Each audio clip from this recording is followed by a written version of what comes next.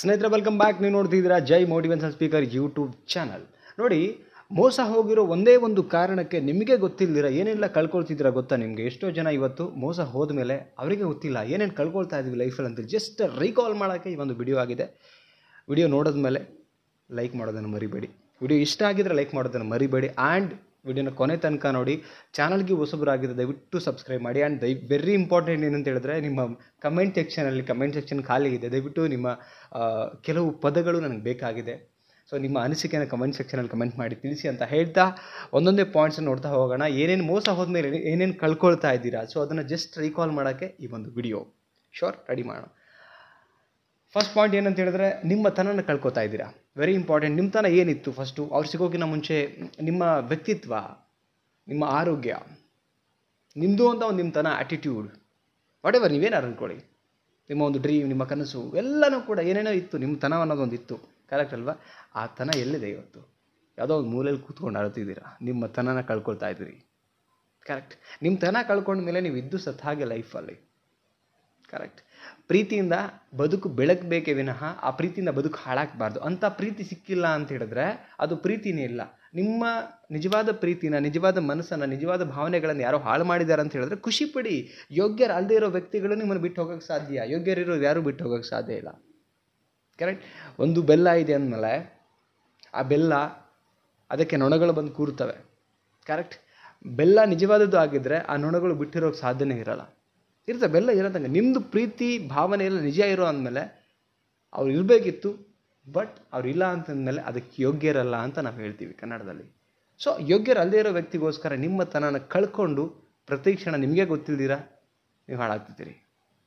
ನೀವು ಈಗ ಮೋಸ ಮಾಡ್ಕೋತಿದ್ರಿ.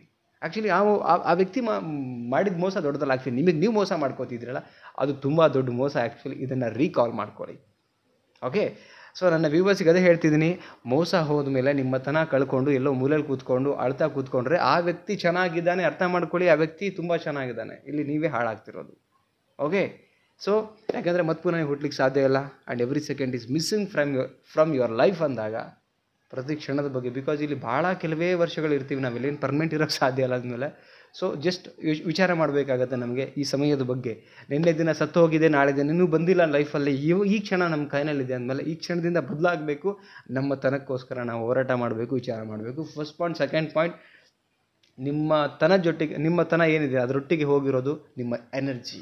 ಹೇಗಿದ್ರಿ ನೀವು ಬಿಫೋರ್ ಆ ವ್ಯಕ್ತಿ ಸಿಗೋಕೆ? ನಮಗೆ ಫುಲ್ ಆ್ಯಕ್ಟಿವ್, ಏನೋ ಕೆಲಸ ಮಾಡ್ಕೊಂಡು, ಏನೋ ಡ್ರೀಮ್ ಕಟ್ಕೊಂಡು, ಪ್ರತಿ ಕ್ಷಣನೂ ಕೂಡ ಏನೋ ಯೋಚನೆ ಮಾಡ್ಕೊಂಡು ಅದ್ರ ಬಗ್ಗೆ ಕೆಲಸ ಮಾಡ್ತಾ ಇದ್ರಿ. ಟಕಟಕಡ ಅಂತ ಎಲ್ಲ ಕಡೆ ಓಡಾಡ್ಕೊಂಡಿದ್ರಿ. ಈಗ ಆ ವ್ಯಕ್ತಿ ಬಿಟ್ಟು ಹೋದ್ಮೇಲೆ ಹಾಸಿಗೆ ಇಟ್ಕೊಂಡು ಮಲ್ಕೊಂಡಿದ್ದೀರಿ, ಕಣ್ಣೀರು ಹಾಕೊಂಡು ಅಳ್ತಾ ಇದ್ದೀರಿ, ಊಟ ಬೇಡ, ನಿದ್ದೆ ಬೇಡ, ಏನೂ ಬೇಡ ಅಂತ ಮಲಗ್ತಿದ್ರಿ. ನಿಮ್ಮ ಎನರ್ಜಿ ಅದನ್ನೇ, ನಿಮ್ಮ ಎನರ್ಜಿ ಬಗ್ಗೆ ನಿಮಗೆ ಅದು ಎಲ್ಲೋ ಕಳೆದೋಗಿದ್ದೀರಾ ನೀವೇ. ನಿಮ್ಮ ಎನರ್ಜಿ ಬಗ್ಗೆ ನಿಮಗೆ ಗೊತ್ತಾಗ್ತಿಲ್ಲ, ಹಂಗಾಗಿದ್ದೀರಾ ಬಿಕಾಸ್ ಆಫ್ ಯಾರೋ ಚೀಟ್ ಮಾಡಿದಾರೆ ಅಂತ. ಯೋಗ್ಯತೆ ಇಲ್ಲದೆ ಇರೋರು ಚೀಟ್ ಮಾಡಿದಾಗ ಕಣ್ಣೀರು ಹಾಕಬೇಡಿ ದಯವಿಟ್ಟು. ಕರೆಕ್ಟ್. ಯಾವುದೋ ಯೋಗ್ಯತೆ ಇರೋ ವ್ಯಕ್ತಿ ನಮ್ಮನ್ನು ಮಿಸ್ ಆದ ಬೈ ಆಕ್ಸಿಡೆಂಟ್ ಅಂದಾಗ ಕಣ್ಣೀರು ಹಾಕಿ ಅದಕ್ಕೊಂದು ವ್ಯಾಲ್ಯೂ ಇರುತ್ತೆ.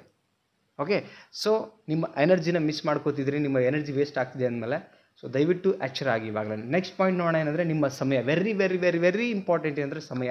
ನೋಡಿ, ಸಮಯ ಯಾರಿಗೋಸ್ಕರ ಕಾಯಲ್ಲ. ದೇವರೊಂದಷ್ಟು ಸಮಯ ಕೊಟ್ಟು ಈ ಭೂಮಿಗೆ ನಮಗೆ ಕಳಿಸ್ಬಿಟ್ಟಿದ್ದಾನೆ. ಇದು ಏನೋ ಒಂದು ಮಾಡಿ ಬನ್ನಿ ಅಂತ ಹೇಳಿಬಿಟ್ಟು. ಆ ಸಮಯ ನಮಗೆ ಗೊತ್ತಿಲ್ದಿರ ಪ್ರತಿ ಸೆಕೆಂಡು ಕೂಡ ಮೈನಸ್ ಆಗುತ್ತೆ ನಮ್ಮ ಲೈಫಲ್ಲಿ. ಒಂದು 60 ವರ್ಷ ಭಗವಂತ ಆಯುಸ್ ಕೊಟ್ಟಿದ್ದಾನೆ ಅಂತ ಹೇಳಿದ್ರೆ 30, 32, 33, 25 ಎಷ್ಟು ವಯಸ್ಸಾಗಿದೆ ಅಂದರೆ ನೆಕ್ಸ್ಟ್ ಅದು ವಾಪಸ್ಸೊಂದು ಬರಲ್ಲ. 25 ಆದಮೇಲೆ 26, 27 ಹಿಂಗೆ ಅಂದರೆ ಎವ್ರಿ ಸೆಕೆಂಡ್ ಮೈನಸ್ ಆಗುತ್ತೆ, ಗೊತ್ತಿಲ್ಲ. ಎವ್ರಿ ಸೆಕೆಂಡ್ ಮೈನಸ್ ಆಗ್ತಿದ್ದಂಗೆ ಸಾವಿಗೆ ಹತ್ತಿರ ಆಗ್ತಿದ್ದೀವಿ ಅಂತ ಅರ್ಥ. Yes or no? ಎಸ್ ಅನಿಸಿದರೆ ಕಮೆಂಟ್ ಮಾಡಿ ತಿಳಿಸಿ ನನಗೆ. ಸಾರಿ.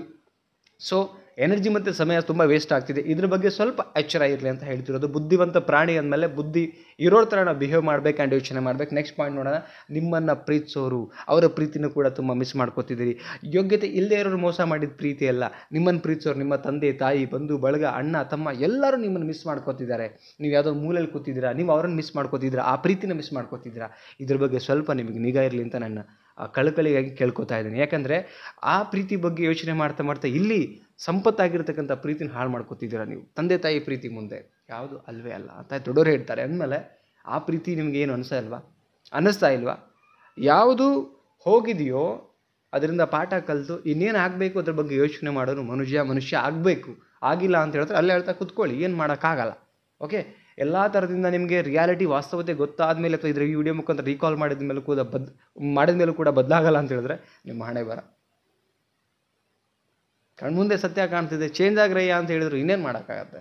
ಓಕೆ, ನೆಕ್ಸ್ಟ್ ಪಾಯಿಂಟ್, ನಿಮ್ಮನ್ನು ಪ್ರೀತಿ ಕಳ್ಕೊತಿದ್ದೀರಾ. ಒನ್ಸ್ ಅಗೇನ್ ಹೇಳ್ತಾ ಇದ್ದೀನಿ, ಮಿಸ್ ಮಾಡ್ಕೋಬೇಡಿ. ಅದು ಪ್ರೀತಿ ತುಂಬ ಮುಖ್ಯ ಇರುತ್ತೆ. ಆ ಪ್ರೀತಿನ ಎಂಜಾಯ್ ಮಾಡಿ ನೋಡಿ, ಗೊತ್ತಾಗುತ್ತೆ ಇದೇ ಪ್ರೀತಿ ಮುಖ್ಯ ಅಂತ ನೀವು ಅಂದ್ಕೊಂಡಿರ್ತೀರಿ. ಬಟ್ ಅದಕ್ಕಿಂತ ಮುಖ್ಯ ಇರೋ ಪ್ರೀತಿ ಇಲ್ಲಿರುತ್ತೆ. ತಂದೆ ತಾಯಿ, ಅಣ್ಣ ತಮ್ಮ, ಅಕ್ಕ ತಂಗಿ, ಬಂಧು ಬಳಗ, ಒಂದು ಕುಟುಂಬ ಇರುತ್ತೆ. ಮೋಸ ಮಾಡದಿರೋ ಪ್ರೀತಿ ಇದು. ಅದ್ರ ಬಗ್ಗೆ ಯೋಚನೆ ಮಾಡಿ. ನೆಕ್ಸ್ಟ್, ಜೀವನದ ಉದ್ದೇಶನ ಕಳ್ಕೊತಾ ಇದ್ದೀರಾ. Very important. ಯಾಕೆ ಹುಟ್ಟಿದ್ದೀವಿ? ಸಾವು ನಮ್ದಲ್ಲ, ಹುಟ್ಟು ನಮ್ದಲ್ಲ. ಏನೋ ಒಂದು ಪರ್ಪಸ್ಸಿಗೆ ದೇವರಿಗೆ ಕಳಿಸಿದಾನಂತ ಹೇಳಿದ್ರೆ ಏನು ಮಾಡ್ತಾ ಇದ್ದೀವಿ ನಾವು? ಕಣ್ಣೀರು ಹಾಕೋಕ್ಕೋಸ್ಕರ ಹುಟ್ಟಿರೋದ ನಾವು? ಪ್ರತಿ ಕ್ಷಣ ಕಣ್ಣೀರು ಹಾಕೊಂಡು ಕೂತ್ಕೋಬೇಕಾ? ಅದಕ್ಕೋಸ್ಕರ ಬಂದಿರೋದೇ ಭೂಮಿ ಮೇಲೆ. ಎಷ್ಟೆಷ್ಟೋ ಜನ ಏನೇನೋ ಮಾಡ್ಕೊಳ್ತಿದ್ರು, 2 ಕೈ ಇಲ್ಲ, ಕಾಲಿಲ್ಲ ಅಂತಂಥವರೇ ಬದುಕ್ತಾ ಇದ್ದಾರೆ. ಉದ್ದೇಶ ಕ್ಲಿಯರ್ ಆಗಿದೆ. ಅಟ್ಲೀಸ್ಟ್ ದೇವರು ನಮಗೇನು ಯಾವುದೋ ಒಂದು ರೂಪದಲ್ಲಿ ಈ ಭೂಮಿಗೆ ಕಳಿಸ್ಕೊಟ್ಟಿದ್ದಾನಂದಮೇಲೆ 4 ಜನಕ್ಕೆ ನಾವು ಸಹಾಯ ಮಾಡೋಕ್ಕಾಗಿಲ್ಲ ಅಂದ್ರೂ ಕೂಡ ತಂದೆ ತಾಯಿಯನ್ನು ಸಾಕಿರ್ತಾರೆ.